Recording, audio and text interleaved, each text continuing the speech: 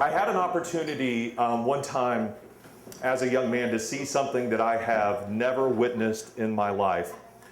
And it came from my father, who has been in the jewelry business my entire life and still to this day owns his own jewelry store in Huntsville, Alabama. But this was at a time when he actually worked for a larger jewelry store. And when he, was the manager of that store, he had a lot of clients and vendors who came in and at times would give him nice gifts for doing business, take him out to eat and things like that. Well, one time, and this was about junior high, high school. I was probably about 12, 13 years old, somewhere in there. So I was junior high, I guess.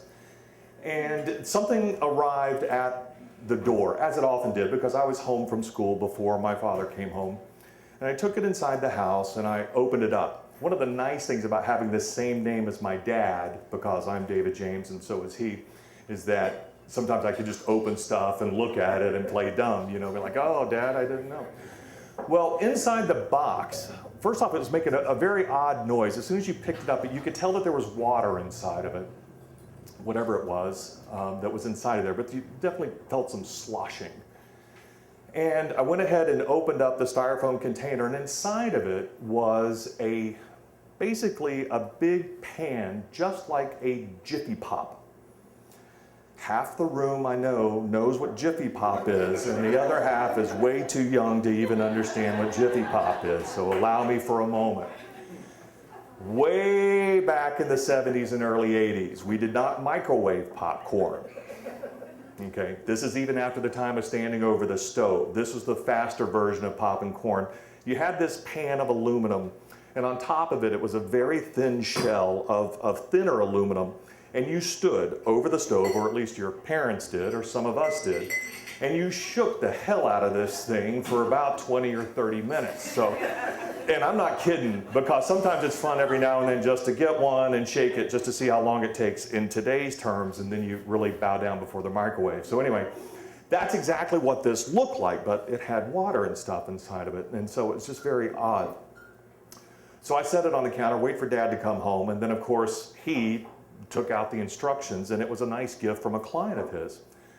And he said, oh, someone had told me about this. It came from Maine.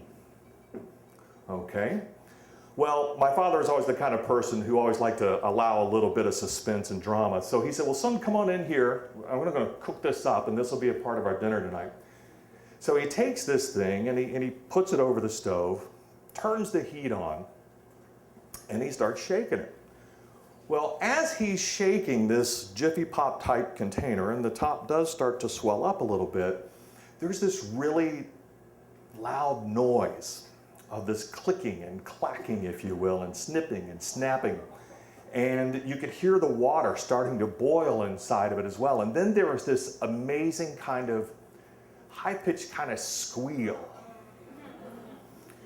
So anyway, at about that time when the squealing stopped, my dad said, and the thing had ballooned up nice and large, just like a Jiffy Pop container does. He said, well, I guess it's ready. And he had everything else for dinner, and he set everything on the table, and we sat down to dinner. And he takes it, as you used to do, you have to watch out for the steam, right? So you peel it back, and the steam came up, and I look inside of it, and of course, as a young man, I couldn't believe what I saw. It was a cooked whole lobster. So it was a live lobster that had come, that he had basically Jiffy Popped over the stove.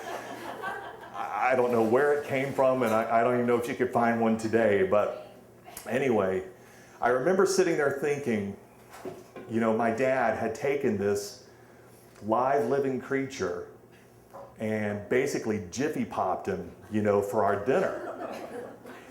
And I mean, even at that time, I sat there at that dinner table and I thought, how cruel he was. I mean, this was, of all the things that he had done, he was so mean to not share one bite with me. Thank you.